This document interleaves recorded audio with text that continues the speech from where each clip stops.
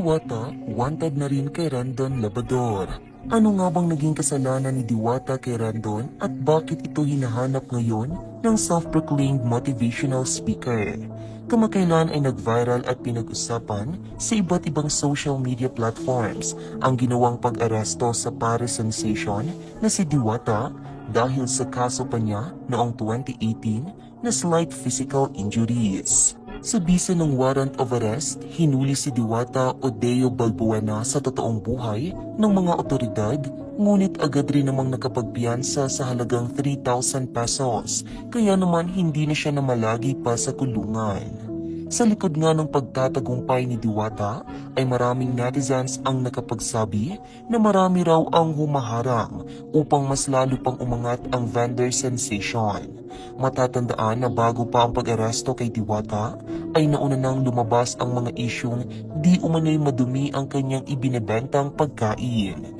Bukod dyan ay kamakailan rin nag-viral si Diwata matapos i-clearing ito sa Pasay dahil di umano sa nagdudulot ng traffic ang kanyang paresan dahil na rin sa pinipilahan at dinadagsa ng mga tao para matikman ang kanyang mga tinda.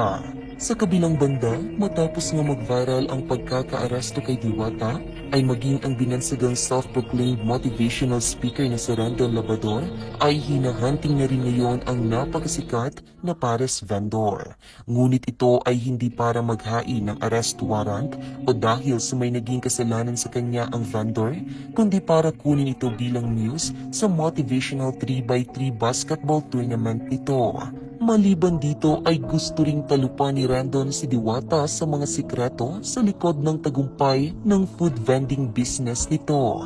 At ngayong araw nga ay tuluyan ng naganap ang naging pagkikita ni Randon at Diwata nang personal na bisitahin nito ang pwesto ng viral vendor.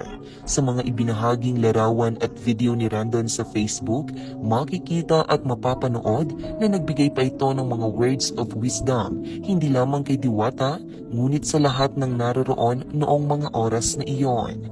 Saad pa ni Randon na inamin sa kanya ni Diwata na kinabahan ito nang malamang bibisitahin siya ng self-proclaimed motivational speaker dahil akala raw nito ay ibaba siya ni Randon.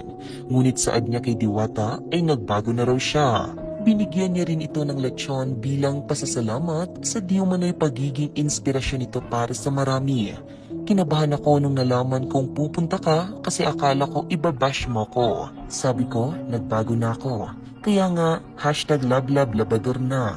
Binigyan ko ng isang buong lechon si Diwata bilang pasasalamat sa pagiging inspirasyon sa mga kababayan nating gustong magtagumpay. Suportahan natin si Diwata.